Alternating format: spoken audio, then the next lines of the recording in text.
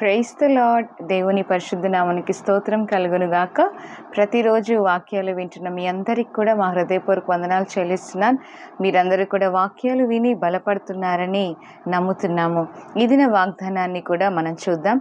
మొదటి యోహాను పత్రిక 1వ అధ్యాయము 7వ వచనం చివరి భాగంలో, ఆయన కుమారుడైన యేసు రక్తము ప్రతి పాపము నుండి మనలను పవిత్రులుగా చేయును.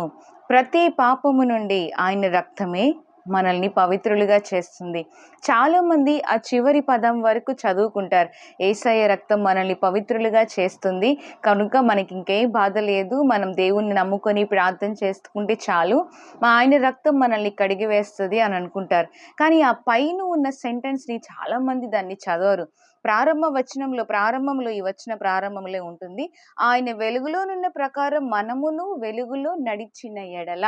There is a clause. ఏంటి ఆ క్లాజ్ అంటే, మనము కూడా ఆయన వెలుగులో నడిచిన ఎడల అప్పుడు ఆయన రక్తం మనల్ని పవిత్రులుగా చేస్తుంది.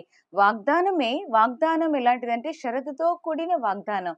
ఎప్పుడైతే మనం యేసయ్య వెలుగులో నడుస్తుంటామో, దేవుడు వెలుగై ఉన్నారు, ఆయనే వెలుగై ఉన్నారు కనుక ఆ వెలుగులో నీవు నేను నడిచినట్లయితే దేవునితో అప్పుడు మనకి అన్యోన్య సహవాసం ఏర్పడుతుంది.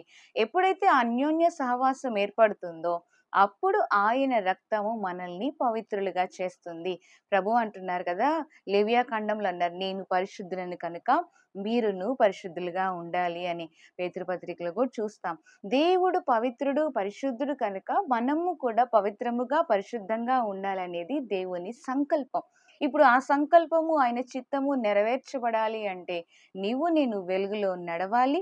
నడిచిన మనము దేవునితో అన్యోన్య సహవాసం, నియర్ బాండ్ అంటారు కదా, అలాంటి రిలేషన్ దేవునితో మనకి ఏర్పడినప్పుడు ఆయన రక్తము మనల్ని అన్నిటి నుంచి కూడా పరిశుద్ధులుగా పవిత్రులుగా చేస్తుంది. కనుక ఇంతవరకు కూడా దేవునితో సహవాసం లేకుండా ఉంటున్నట్లయితే, దేవుని వెలుగు నీలో ఇంకా లేనట్లయితే, ఇదే మిక్కిలి అనుకూలమైన సమయం కనుక మీరు ప్రార్థన చేసుకోండి. ప్రభువా, నన్ను పవిత్రులుగా చేయండి, నా పాపం నా మీదే ఉంది, ఇంకా కడగబడలేదు, నన్ను నీ వెలుగులో నడిపించండి, నన్ను పరిశుద్ధులుగా చేయండి అని ఇప్పుడే ఒక చిన్న ప్రార్థన చేస్తారా? మీరు ప్రార్థన చేయగానే దేవుడు మిమ్మల్ని కనికరిస్తారు. ఆయన వెలుగు మీ మీద ప్రకాశింప చేస్తారు.